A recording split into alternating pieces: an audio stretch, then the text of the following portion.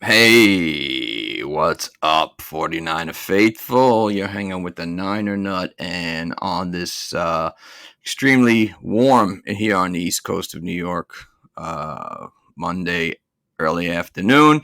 And if you're like me, you're feeling really good right now because we got a victory yesterday. And what's better than when you put it on a division rival, those filthy Seattle Seahawks? Crazy day yesterday in football. If I don't know how many of you guys were following other games, but obviously here on the East Coast, everything is 3 hours later, so the game doesn't start till 4, which works out for me because I got to watch the Jets. I got to watch a little bit of the Giants. I got to watch the Miami Dolphins, Baltimore Ravens battle. What a friggin' game that was! And lo and behold, I went to take a shower right as Nick Chubb scored touchdown to put the Jets down by 2 touchdowns. And then I totally missed that they had that comeback, but it was a crazy day in football yesterday, obviously. And listen, man, obviously everybody's going to be talking about when it comes to the 49ers, the terrible injury that happened to Trey Lance. I mean, you want to laugh. I was trying to find. I caught it late for whatever reason, and I was trying to find videos of it. They didn't have it on the game. They showed the replay, but I guess they only did it once, obviously for reasons being that it was very brutal. But a couple of minutes ago, I actually just found it again. Damn, that was a shot he took. He got rocked on that shot. I think it was Cody Barton on the Seahawks and somebody else.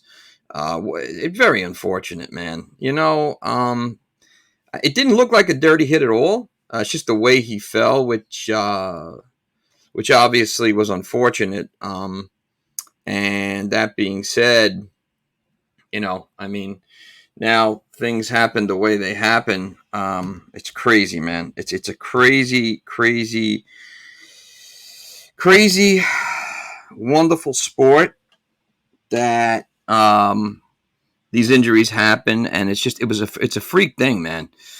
How many times we've seen people take hits 10 times worse. But again, when it comes down to the lower extremities of the body, primarily the ankle joint, you've seen injuries like that before. And very unfortunately, I heard that it is very similar to the Dak Prescott injury of 2 years ago, which looks terrible, which was terrible. So I am so sorry to hear that Trey got hurt, man. I hope they have the surgery fast. Or what I was reading, they're going to put the plates and screws in there. And I think like with injuries similar to this, they have that surgery rather quick, I guess, to address the stabilization of the bone and reset it. And the positive is that with the luck that Dak Prescott had in returning to his former self, the same could be said for Trey Lance. Obviously, it's going to be, he's out for the season. It's a year window. And then, of course, there's going to be a lot of rehab. But hopefully it's smooth sailing. And I'm sorry to see that happen, man. I don't want to see that happen to anybody, especially a 49er. So that was really unfortunate. But yeah, man, I caught it on the replay. It's funny. I jumped out of the shower, caught it on the replay, and then I was trying to find a video of it. I was able to find one today. And first of all, the hit itself, I mean, it made a sound. I think Cody Barton rocked him and somebody else. And then the ankle just got caught under him, which really, really, man, is unfortunate. Again, it's like one of those freak things. I tried to stop the video various times to see the foot. Oh, man, that makes you cringe, dude. I mean, that, knee injuries like that, it's just like, especially when he's laying on his back and the ankle is tilted to the right away from the original position. Very unfortunate, man, especially for a guy who relies on his feet a lot. It's injuries like that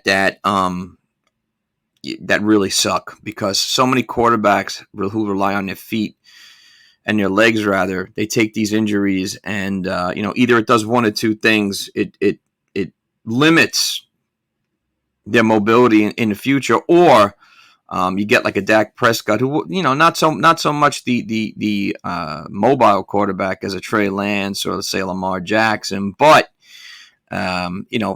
hopefully it helps them.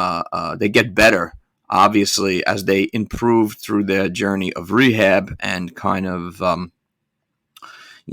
fine tune their overall game. Because I'm not saying you have to get hurt in order to get better, but obviously Dak Prescott last season, and you only saw him play one game this year. He looked like a different Dak Prescott last year. In fact, a better one. So hopefully, his Trey Lance's recovery is fast. Now, moving on to yesterday's game, let's just check out some of these stats. Okay, obviously we'll look at the individual stats. Geno Smith, 24-30, 197, one pick, 6.6 yards per average. We got to him 2 times. I thought we'd be able to get to him a few more times, but I want to thank the refs for not throwing the flag when Nick Bosa was getting tackled, stepped on, gagged, tied to a chair, questioned, whatever else you want to say to him. I don't know what they were missing. There's that one segment of that video I put up where Nick Bosa just gets like absolutely tackled on his back. I mean, there's so many moving parts to the game. I understand they're going to miss calls. They're not going to be able to call everything. But come on, man. I mean, Jesus. But Bosa did get to him 2 times. 2 more sacks for Nick Bosa, of course. Forced Geno Smith into that pick. That was that nice tip pass by my man, Troy Polamalu, 4.9. Talona Huffanega tipped the pass to Sean Gibson Jr., who's really playing better in his, playing really good at 32 years old, which is not old, but as a veteran, man, right spot, right time. And then we all got to send DJ Dallas a nice basket of fruit, a nice basket of flowers, something, say, hey, DJ, thank you so much for that awesome pass that you threw down by the goal line. I mean, seriously, dude, that couldn't have been any more telegraphed. Thank you for that pick. We got one of those. Big defensive stance there for us. I always find that when we're clicking, our defense by the goal line is always solid as a rock. Jimmy G enters the game yesterday. 13-21, 154, 7.3 yards, an average, a touchdown pass, sacked once. Hey, Jimmy G haters, man. How much are you loving the fact that we still have him? But I'm going to get into the Jimmy G thing later. I want to concentrate on the stats right now. Let's go to the running game a little bit, which was much improved than last week. Jeff Wilson Jr. did a phenomenal job, 84 yards on 18 carries, 84 very rough yards. I like the way he gets his yardage. He runs with a vengeance, puts that shoulder down, makes you pay for it. The longest was the 16-yard gallop. Deebo Samuel had that 51-yard gallop.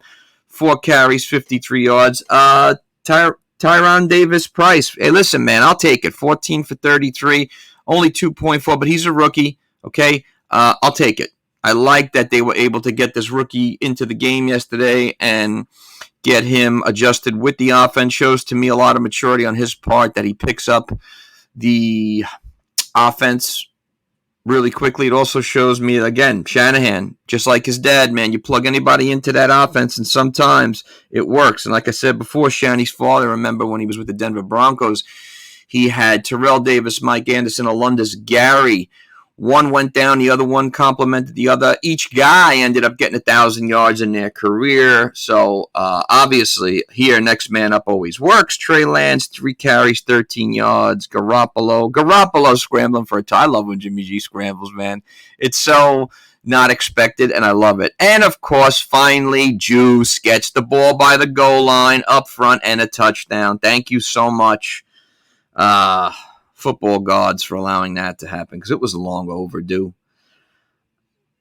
Biggest defensive positive yesterday was the fact that we kept their running game. I'm even going to say it in check.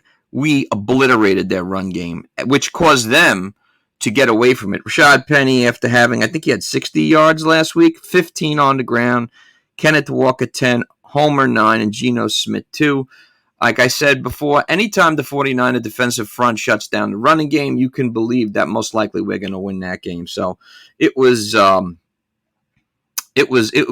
positive on all ends. Looking at the receiving yards, okay, the receiving stats, I should say. Tyler Lockett had a nice day as always. 9 catches, 107. Although a lot of those catches came kind of toward the end of the first half when they were driving down the field and came kind of in, I don't want to say in garbage time because I don't really believe in garbage time. I kind of believe stats are what they are. Listen, we dodged the bullet yesterday with that DK Metcalf catch. I don't know if anybody saw that, but that catch he had, man, holy shit. That is one talented wide receiver. I only wish not a diss towards Geno Smith that for his sake he had someone better throwing to him. I mean, I think, I don't know if he's on the wrong team. He just doesn't have, a stud quarterback throwing to him. So I don't know, but he's a magnificent specimen of athletic ability. Other than that, Travis Homer, 4 catches, 33 yards. They were kind of non-existent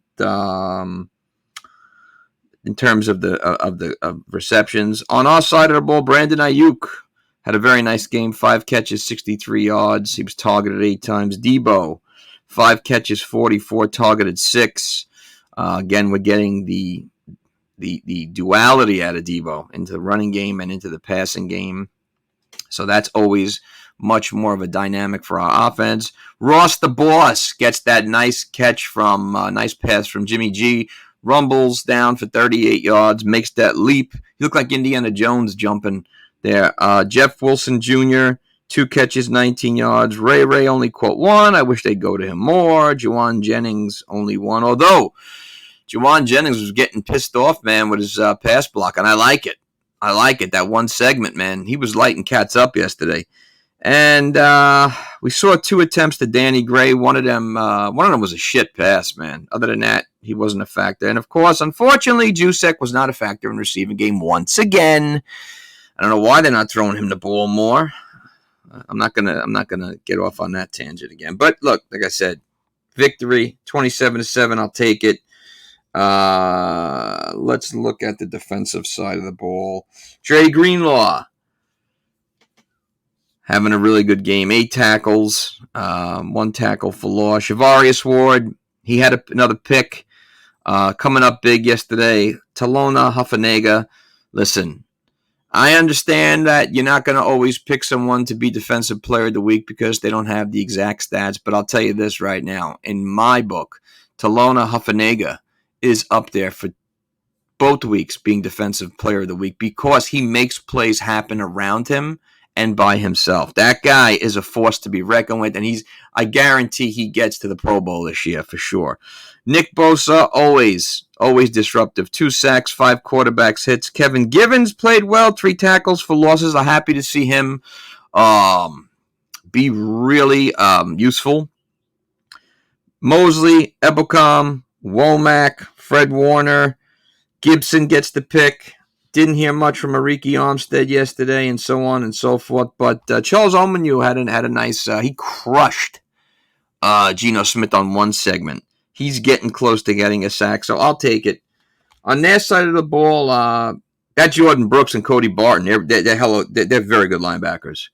I could see, I'm not saying that they're Bobby Wagner, but I could see why they had the choice to let Bobby Wagner go, although I wouldn't have done that. But still, they had the young talent there. Al Woods is an absolute friggin' nightmare monster. You see the size of him, man?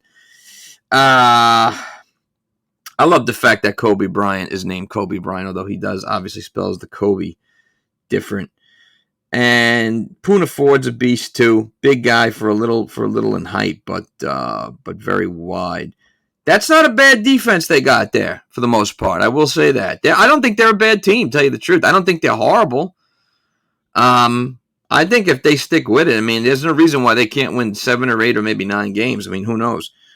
Interceptions, 1 from Gibson, 1 from Ward. Looking good there. Ray,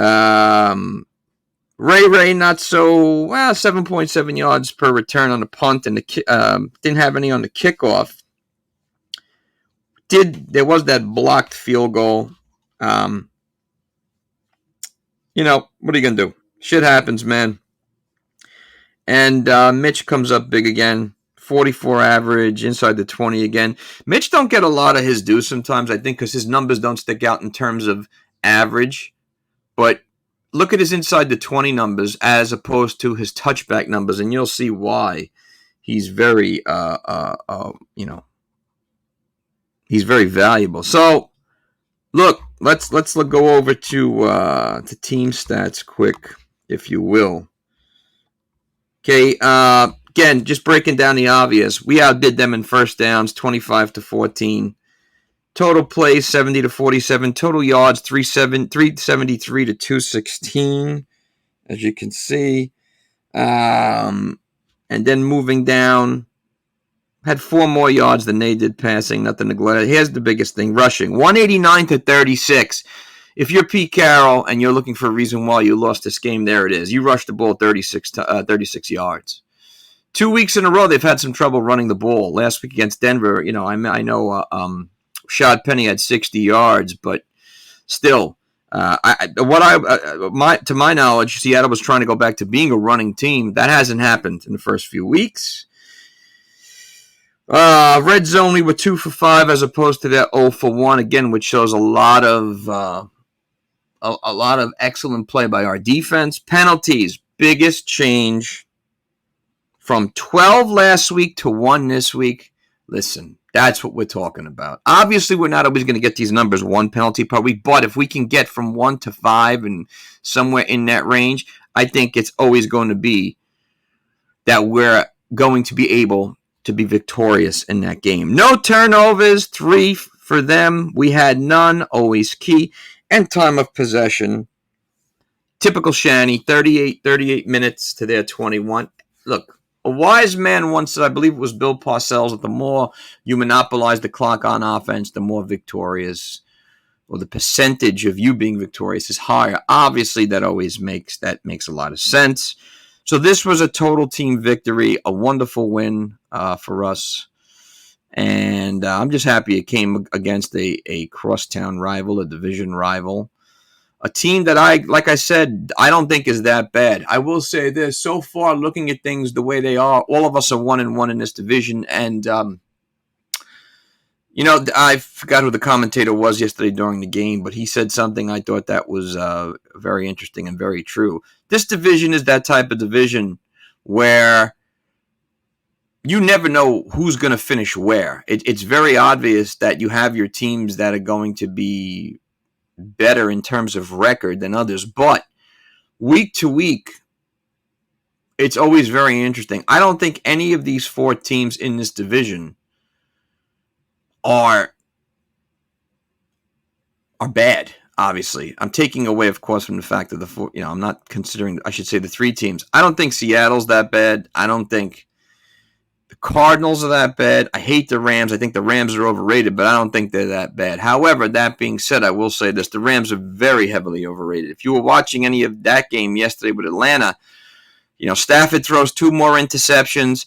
They're having trouble running the ball. Okay, obviously it's Cooper Kupp. We get it. Like, the guy is an absolute, mega stud. But other than that, I think they lost a lot from last year, and I still think they're overrated. The Cardinals, on the other hand, I was watching a little of that game as well afterwards. I saw their comeback. 2-point conversion was very interesting by Kyler Murray. But I will say this, too. How much of that is on the Las Vegas Raiders, too? You don't put your foot on their throat. You don't squash their throat when you had the chance. Raiders had the chance. They were beating the shit out of them the whole game, man. But they just didn't finish it. And, that's unfortunate for the Raiders. But especially when the Cardinals are missing, they're down Rondell Moore. They're obviously without DeAndre Hopkins. They're missing a lot of players. And you let a team hang around, that's what happens. But again, I don't think any of these teams are that bad. I think we are by far the most superior team against all of them, by far, especially on the defensive side of the ball. And I think on the offensive side of the ball as well. Now, let's get to the bigger issue, the injury to Trey Lance and Jimmy G's future. Listen, all I'm going to say is how much better do you feel having Jimmy G right now at this moment than if we didn't have him? Okay, and I don't think anybody can argue with that fact. If this was, let's just say for argument's sake, Nate Sudfeld who came into the game, you wouldn't feel this way. I wouldn't feel comfortable like that if Trey Lance goes down and Nate Sudfeld is the backup. And no, we'd have to go out and sign ourselves a quarterback. If it was Brock Purdy, I'd like, as I'm saying, I'd like it. I like Brock Purdy, but I don't think he's ready, obviously. So we'd still have to go out and sign a quarterback. How good do you feel that this guy restructured his contract and is still here? There's some haters that are going to say typical Jimmy G numbers. Yeah, so what? Okay, what's your point? Ran for a touchdown, threw a touchdown. We won 27-7. Who gives a shit? Who gives a shit? So, obviously, from here on, it is the Jimmy G show. And we know what to expect. Always better to have a guy who's been there before and understands the offense than someone who comes in and does not. Okay? Speaking of which, as I said before, I was watching the Jet game previous to this one. I was never a Joe Flacco fan. I always felt Joe Flacco was highly overrated. I felt that when he played for Baltimore, he played on a team that was predominantly run by the defense, especially when they won their Super Bowl years, although being objective and trying to be as true as I can, the playoff run he had when they beat us in 2012 was he had a phenomenal playoff run. It's the best I've ever seen him play. But that being said, watching that game, watching the comeback that Joe Flacco has led in that game, I have a newfound respect for Joe Flacco at 37. I feel that he could possibly be playing his best football now because he's not in that defensive. He's not on a team that is, defensively superior to the offense. He's actually contributing a lot more to an offense that has a lot of offensive weapons. Garrett Wilson's going to be a stud. Elijah Moore's going to be a stud. Michael Carter and Breece Hall. I mean, they've got weapons galore. He's really playing well. He led that attack yesterday. So my point is that at a certain time, these veterans that we have, and Jimmy G and Joe Flacco, we get to see the best football from them, from guys who are seasoned a lot of the times, guys who have some type of, Jimmy G's case has a history with the team. We may see Jimmy G's best football just yet. I really have a feeling because he's surrounded by extremely high amounts of talent on the offensive side of the ball, especially now with the signing of Ray McLeod and the various different running backs and the offensive line, which played wonderful yesterday. And, of course, the defense. I think that we could see his best football. All right, I'm hoping. Because, again, this is another season for him to be involved with guys such as Debo and Brandon Ayuk and George Kittle and Ross Dwelley and Elijah Mitchell and Juice.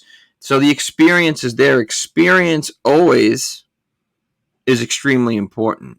And I'm not saying this as a negative to Trey Lance, but what I'm saying is maybe it would have taken him a little bit more to get his feet under him because he doesn't have that experience. So this is a win-win situation. Again, I'm sorry to see it come on the back of a terrible injury. That's terrible. Obviously, got to keep Jimmy G healthy. He's got to stay healthy as we go forward. Speaking of going forward, actually, let me finish with the fact that, listen, you're going to have haters no matter what, but even let's be objective haters. If you didn't like the guy, you didn't like Jimmy G, you didn't like the way he played the game, you thought this, that, and the other thing, you're entitled to your opinion. But again, you can't argue with the fact that it is so much better to have him than not have him right now. Now, what you're seeing in the league is a lot of injuries very early on. You're seeing, injuries to some quarterbacks that obviously is going to affect the game. Although I will say, one I was thinking of really hardcore was Dak Prescott again, who injured his hand last week. Cooper Rush came in and did some damage yesterday, man. Now, again, his defense played phenomenal, but that's what you expect when you have someone who may not have the experience that Dak Prescott has. You want everything else to pick itself up. So that's always a positive. What you're also seeing, too, is that when one of these guys go down, a mainstream quarterback, you got to really hope that your backup is valuable. And These days, you need a valuable backup like you need a valuable starting quarterback, and that's where he comes in wonderfully. That's where I'm going to be fair. I think it's egg on the face of management because I mean, the word was they wanted to trade him. They wanted to push him out. Now, whether they couldn't find a taker, they couldn't find a buyer, whatever the case may be, they did do the smart thing and keep him and restructure the contract 100%. But it definitely doesn't look good on management because of the narrative. Now, I had seen someone had posted something or commented on one of the posts I put up and had said that Shanahan should be fired because he wanted to, obviously, he drafted a quarterback in which he gave up first 2-round draft picks for and everything. Obviously, I don't think Shanahan should be fired because I think he's one of the best coaches in football, very cerebral, and you know how I feel about him already. Okay, do I think it was the right move that he and management made? No, I don't. Forget the injury. It has nothing to do with it. I'm talking about just in terms of an overall business deal. It doesn't make any sense. And I've said it once. I'll say it again, and I'll keep saying it. Okay? Unless you have a guarantee that this guy is the next stud, maybe do you do a trade? Do you do a move like that? It reminds me of Robert Griffin when they made the swap with the Rams at the time, the Redskins and the Rams. Okay, you never make a move like that. So no, it doesn't look good on management. Okay, but that being said, smart move on their part to keep the guy who they wanted to trade. So it's a very strange situation, I think, if you're looking at the 49ers in terms of management and head coaching. I don't go by head coaching primarily off of off-season moves. You have to look at the total picture. And look, they have hits and misses, obviously. Every general manager, every head coach, every owner has hits and misses. Whether it's signing a player, whether it's trading for a player, whether it's drafting a player. That's the nature of the business. But that being said, there are moves that happen that sometimes you question that. And that was one of the moves I questioned, as many of you guys did, many other fans. You never make a move like that for an unknown. Okay. And this has nothing to do with Trey Lance personal or the injury, but it's just in terms of the business. So smart move that you have, Jimmy G, still. Obviously, much needed. We're in a good place. Moving forward, let's just take a quick peek at what we got. I know we have the Denver Broncos coming up this week. I don't know what the hell's going on with them, man. I got to tell you the truth. I thought that they would be. I mean, I shouldn't be really, overstimulated by this because let's face it, it's only week 2. I mean, who am I kidding? But that being said, I thought that they would be balling offensively. These first 2 games have not shown that. I don't know whether it's something to do with the offensive flow of the game or whatever the case may be, but that has not happened so far. Okay, we're at Denver in Mile High. Okay, and again, the Broncos did win yesterday. Obviously, they lost last Monday night to the Seattle Seahawks, but they were victorious yesterday. I caught a little of that game as well afterwards. Very nice comeback led by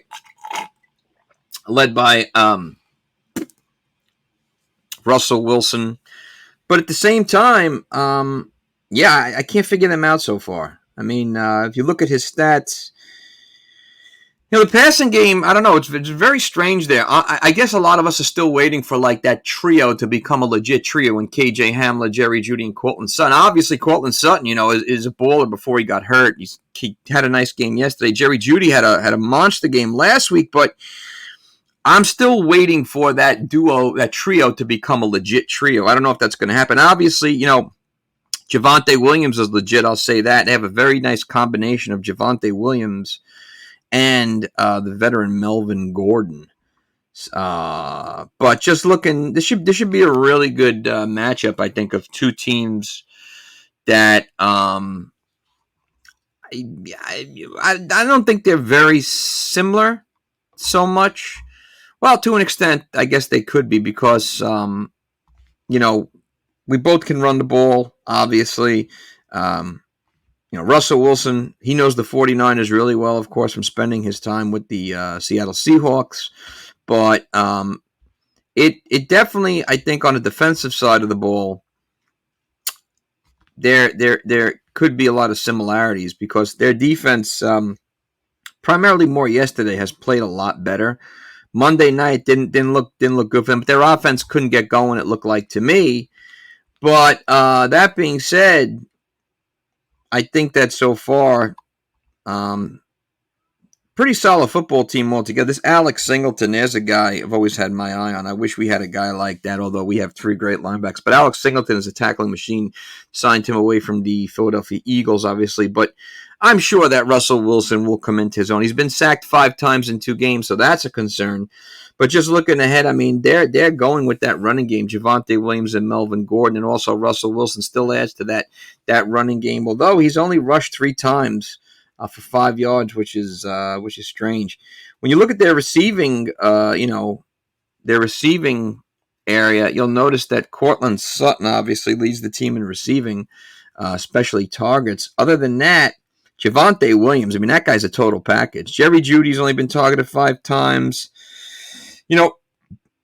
All these other guys just, I don't know what's going on. They're not contributing. On the defensive side of the ball, though, they do have a lot of good players. Like I said, Alex Singleton, Kareem Jackson, Justin Simmons. They got a really good defensive backfield. We'll get to see DJ Jones, who is well missed. We'll get to see Quan Williams, too. Draymond Jones is very good. Patrick Surtain, the second good. This is a good defensive football team. And, of course, the always disruptive Bradley Chubb. So this should be an interesting one, man. I think this is going to be a tight game for the most part.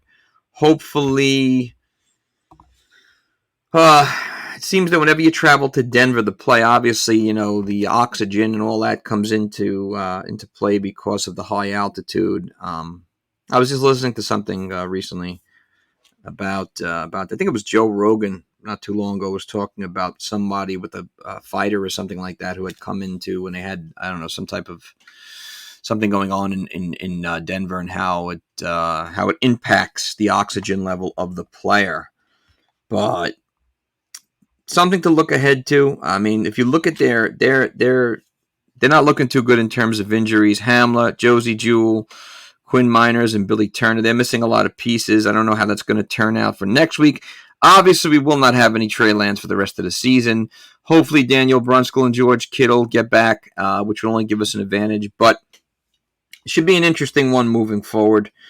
And right now, I think it's even 49-7. That's going to change, of course, as the week goes on and we see injuries and whatnot. But another tough game, man. Look, both of them so far have been somewhat tough games, although, let's face it, we should be 2-0. If you watched last night, the Bears got reamed by the Packers, although there were times where the Bears looked like they could have come back, but Justin Fields, once again, did not look like a first-round draft pick to me. So, all right, that's where I'm at right now. If anybody has any comments or any questions, or, you always want to just bullshit about all things 49ers, I'm more than game. You could inbox me. You could hit me up anytime. If you get a chance, please subscribe to the YouTube channel. I really appreciate it, man. Blessed, humbled, and thankful for all listeners and anyone who checks out the page. But there will be another show coming up this week with hopefully some positive news for Trey Lance and just the build-up of the 49er Broncos game. All righty. Chilling with the Niner Nut. Oh, I just got a comment. Hey, how you doing? What's up with Kittle? I don't know, man. I think it's still the groin, although, like I said in the last podcast, he was practicing on Thursday or Friday. I think he came out and hit the middle of practice. I'm sure he's good to go. Listen, the guy plays with an intense energy that it's unfortunate the injuries happen. But what I did like yesterday is that we were able to generate the pass game through Ross Dwelley. I'd like to see them throw to him more if possible. Obviously, George Kittle brings a whole different dynamic to the offense. That's why I keep repeating myself about Kyle Juszczyk. When and if you don't have someone who's as valuable as George Kittle, why aren't we going to other methods? And I think that's just the Shanahan that is just so used to doing things a certain way that is a strategic thing that he does. And I just don't understand it. But that's just my opinion on things. But I think Kittle's going to be all right. We'll have to follow more. Hopefully we'll get a lot of good news from him this week at practice. If we see that he's practicing early on or get some early shifts, it's definitely a positive note instead of him not practicing and missing a day, Tuesday, Wednesday, and of course Thursday and Friday, which always are the more, your eyes are more on the practice because they're so close to the game. But, yes, brother, throw the ball to Juice. Thank you. What the hell, man? What the hell? I don't get it. I don't get it. It's funny you say that, bro, because, oh, dude, you're so kind. Thank you, brother. I appreciate it, man. I remember when, and I'm sure all you guys feel the same way, fullbacks, for some reason the narrative has become, fullbacks are just for blocking, or we don't throw the fullbacks. I remember a time when fullbacks were everywhere as wide receivers. I'm talking about the great Woody, Tom Ratman, the great Heath Sherman, for the Philadelphia Eagles, John Ritchie, who was an absolute wrecking ball in terms of running and blocking and catching. Even the great Mike Alstott, not so much known as a wide receiver, but was utilized so much more. I mean, when during that run that the Tampa Bay Buccaneers had, when it was Mike Alstott, Warrick Dunn, Brad Johnson, Keyshawn Johnson at wide receiver, Simeon Rice, Warren Sapp, that great run they had. A great John Lynch was on that team, right? You saw that 9 times out of 10 by the goal line, it was Mike Alstott. Mike Alstott was actually more of the juggernaut than Warrick Dunn, even though Warrick Dunn was a little bit more of a different athletic ability because he was able to run the ball left to right and be a really good wide receiver out of the backfield. But I remember a time when fullbacks were not just blocks of stone. That were receivers that, made things so much better. Even running backs. Forget fullbacks for a second. Let's talk about running backs out of the backfield. The great Ronnie Harmon Jr., who played for the San Diego Chargers for a good chunk of his career. Or Darren Sproles, guys like that. Why do we not have a wide receiver that we use like that? Why aren't we throwing a ball to a guy who has acted as a wide receiver before? Man, I don't get it. I just don't understand that part of the offense. It would be so much better for our offense as a whole to have that element. And you see teams that still do it. Alvin Kamara, they've been throwing the ball to Zeke a lot more in Dallas, which is interesting. Tony Pollard, a very good dual receiver. One team that I see doing it, I mentioned before, the New York Jets. They're dumping the ball to Michael Carter and the rookie Breece Hall a lot. And it's only making their offense flow a lot much better. If you can get that 4 and 5 yards through that way, who gives a shit how you're getting the yards? Let's spread that ball as much as you can. You're making life so much more easier for everybody else, and as for the offense as a whole, it makes it so much more dangerous. And look, a guy like Jimmy G needs that. People call them safety valves. I don't know why. He needs that extra receiver because he's not known for his mobility. Never has. He's not as mobile as Trey Lance. He's not as mobile as Lamar Jackson or Tua Tagovailoa or Patrick Mahomes or any of these guys. And for the most part, they all have guys they dump to out of the backfield. For the most part, I don't know why we don't use that. I would hope that it's something that we're going to see implement. Although I doubt it, but I'm always optimistic. But, it would be great to see Juice get so much more involved. You're paying him a lot of money.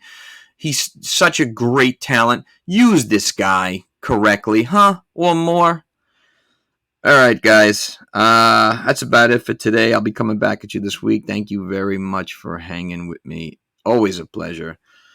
Big win yesterday. Jimmy G, you the man again.